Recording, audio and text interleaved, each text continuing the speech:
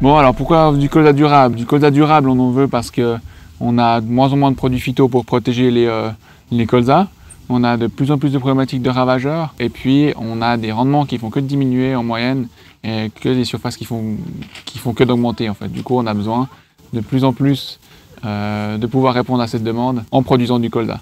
Donc, premièrement, donc, la plante compagne, ça consiste à semer son colza avec des plantes en association, les semer en même temps. Et puis de profiter en automne des spécificités des différentes espèces qu'on a dans le mélange pour avoir des effets bénéfiques au niveau système, écosystème, colza, plante compagne. Donc là, au niveau du sol, on amène la matière organique, on amène la structure du sol, on couvre le sol et en même temps, avec ce colza plus plante compagne, on est toujours au-dessus de la limite qui est 2-3 tonnes de matière sèche hectare, où on définit qu'il y a un impact au niveau des adventices en automne. Autre aspect intéressant des plantes compagnes, c'est les rendements. Donc en France, on dit que les rendements augmentent, à Zurich et à Lucerne aussi dans leurs essais.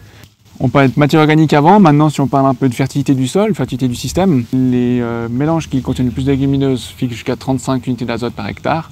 Celles qui en ont le moins, à peu près une vingtaine. Donc en moyenne, on est plus ou moins autour de 30 unités d'azote par hectare. On peut dire qu'on a environ 30% de cet azote qui est directement disponible pour le colza au printemps.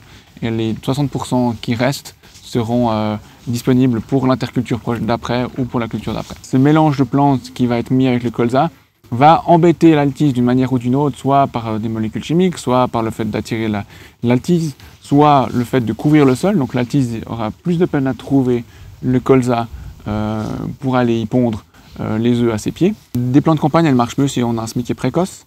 Maintenant, comme on met plus de plantes en place en automne, on les met plus tôt.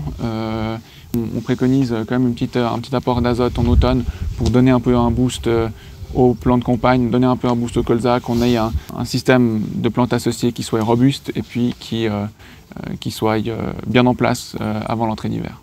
Le deuxième levier économique qu'on a en complément des plantes compagnes, c'est de semer plus précocement. Pourquoi? Parce qu'on a très bien vu dans nos essais que semer plus précocement va nous permettre de développer des colzas plus robustes en automne. Ils auront plus une grande période de végétation, plus de biomasse. Donc un colza qui est en bonne santé, qui est robuste, tolérera mieux les impacts des ravageurs, des larves d'altise ou des charançons. Au niveau point de vigilance, plus on sème tôt, moins on sème dense, ça faut faire attention. Ça ne sert à rien de semer à 600 000 grains quand on sème au 10 août. On va avoir trop de densité, les colzas vont trop s'allonger et ils ne vont pas pouvoir développer leur potentiel au niveau de la largeur. Les semis précoces se prêtent bien aux colzas associés, donc ça c'est un peu les frères jumeaux, ils marchent ensemble. Si on fait de l'associé, autant aller plus précoce, puis si on fait du précoce, autant mettre des plantes compagnes. Donc nous on conseille en tout cas de faire les deux en même temps. Donc les méligettes, on a une technique qui s'appelle le push-pull, c'est de retenir les méligettes qui viennent en bordure de parcelles dans une bande avec des variétés précoces ou de la navette, qui est plus appétante pour les ravageurs, et de la faire patienter là, le temps que notre colza démarre et puisse se mettre bien en forme. Les méligettes qui viennent depuis le bord de la parcelle s'arrêtent sur cette navette qui est plus appétante. Elles font le festin pendant que notre colza décolle. Donc on les fait fuir le colza et on les attire dans la navette, d'où le mot en anglais push-pull.